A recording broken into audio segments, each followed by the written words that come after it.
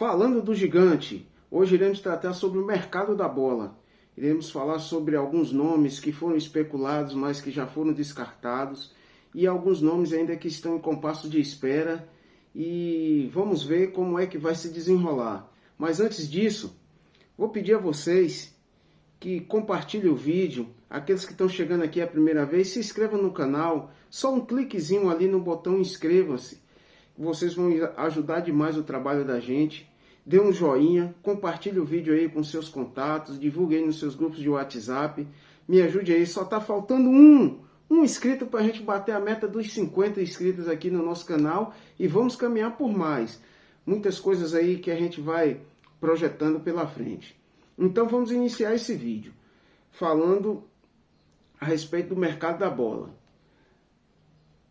Para dar entrada nisso aí, nesse assunto do mercado da bola, a gente precisa continuar a falar a respeito do processo da 777, como já foi dito aqui por nós e por vários canais aí do YouTube, tanto e da mídia convencional, que é muito burocrático. Isso já ficou comprovado esse ano. Além do que, eles têm uma metodologia das contratações e também de idade. Eles não gostam de investir em jogadores com idade acima dos 30. O que aconteceu nessa segunda janela foi por uma necessidade, mas agora que está estabilizado, eles estão voltando àquela ideia deles e metodologia de contratar jogadores mais novos. Creio eu que para que esse jogador tenha um crescimento, né? Jogadores que tenham potencial de crescimento, para que esses jogadores venham render um retorno futuro. E não entram muito em negociações com jogadores acima dos 30. A chegada de Michael, Medel e Payet foi uma necessidade. O time estava necessitando ali e eles viram dentro dessa necessidade a contratação desses jogadores, que fez com que o time subisse. O time subiu de nível. O time conseguiu sair daquela faixa lá de último colocado do campeonato para chegar na 15ª posição. Eu não sei se essa é a forma mais correta. Para mim teria que haver ali uma mescla entre os jogadores mais experientes e os jogadores mais novos. E investir-se tanto dinheiro em jogadores novos como foi investido em Luca Aureliano, e até agora não houve o retorno, nem esportivo e muito provavelmente financeiro também, apesar de existir alguns interesses e especulações, mas eu acredito que ninguém vai querer pagar os 24 milhões que o Vasco pagou num jogador que ainda não performou aqui no Brasileiro.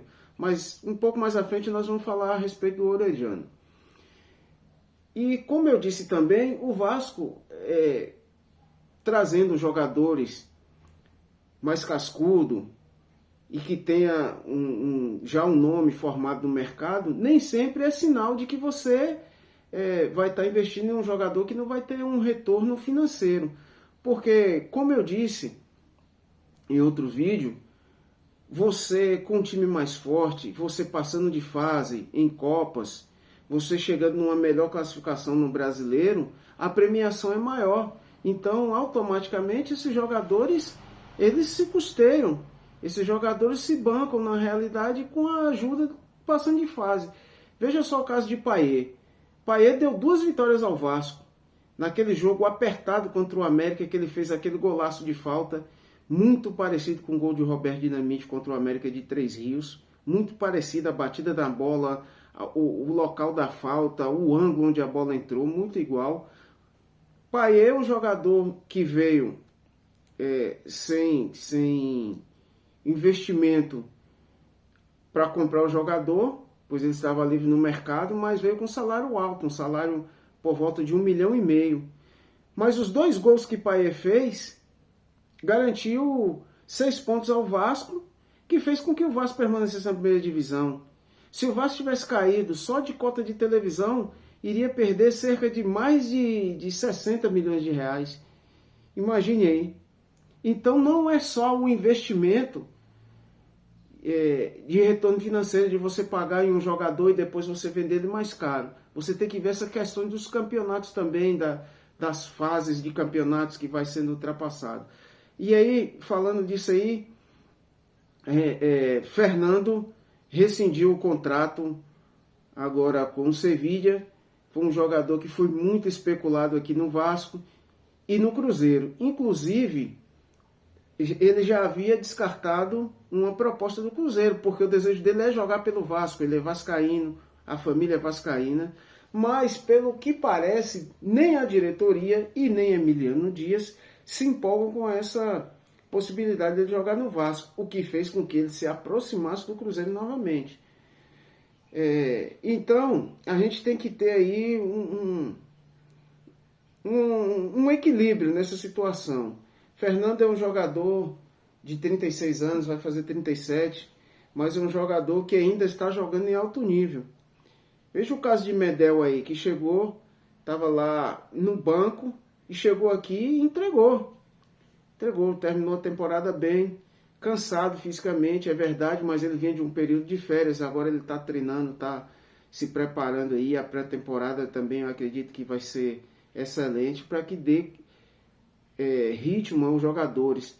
Mas antes que eu falei, o elenco tem que ser profundo, porque em algum momento esses jogadores terão que ser substituídos, ou por ser poupado, ou por questões de cartões, de suspensão, ou até mesmo de contusão. Por isso a gente precisa de um elenco mais profundo. Então eu acho que Fernando agregaria para a gente,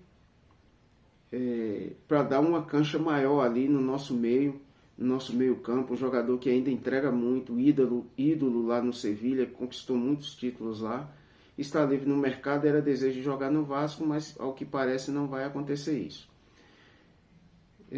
Uma proposta também, uma especulação, que o Vasco estaria interessado em Rodrigo Garro, do Talleres, da Argentina. Agora, as cifras eu estou achando um pouco elevada.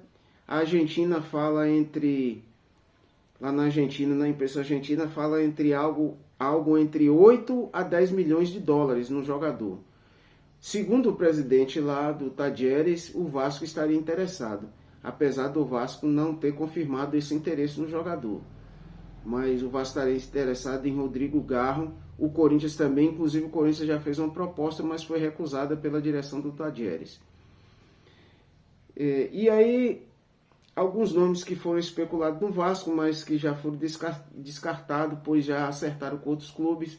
O caso do zagueiro Gil, que acertou com o Santos, Joaquim vai permanecer no Santos, William Bigode acertou com o Santos também, né? Maurício, que foi um nome que apareceu ontem, hoje já a imprensa gaúcha já disse que ele vai permanecer no Internacional. Então, por enquanto, muita especulação de mercado, mas nada de concreto ainda. Emiliano Dias deu uma entrevista ontem ao canal Atenção Vascaínos, do Flávio Dias, e lá ele diz que os reforços chegarão, e elogia o trabalho de Lúcio Barbosa e do Alexandre Matos. Então, vamos aguardar aí as cenas dos próximos capítulos, vamos ver aí o que vai acontecer, nomes engatilhados, contratações certas, mas a gente fica um pouco ansioso pela essa demora de divulgar essas contratações e esses nomes, né? A pré-temporada vai ser no Uruguai, né, em Ponta del Este, já vai haver alguns amistosos durante a pré-temporada, o Vasco se representa dia 6, há uma expectativa dos nomes desses reforços que seja apresentado junto à reapresentação dos jogadores, e vamos aguardar, né? Hoje apareceu novos vídeos de novos jogadores treinando aí, Michael treinando pesado, Ryan treinando, Serginho, nova foto de Medel treinando. Então eu acredito que nós vamos chegar aí com um nível muito, muito bom fisicamente, vamos dar aquela esmerilhada ali, vamos aprimorar a forma técnica aí na pré-temporada, e eu acredito que o Vasco vai vir bem. Agora a gente precisa desses reforços, né? Fechando aqui, o vídeo de hoje era isso que eu tinha para falar. Vou pedir mais uma vez, encaminhem o vídeo, compartilhe aí com seus contatos, divulgue nos seus grupos de WhatsApp, se inscreva, dê o joinha, é muito importante esse joinha, só apertar ali o botãozinho do joinha, que vai ajudar muito a gente para que o YouTube divulgue aí o nosso vídeo para outros vascaínos. Falando do gigante, conto muito com vocês, muito feliz, só falta um para a gente completar os 50. Vamos para cima, falando do gigante.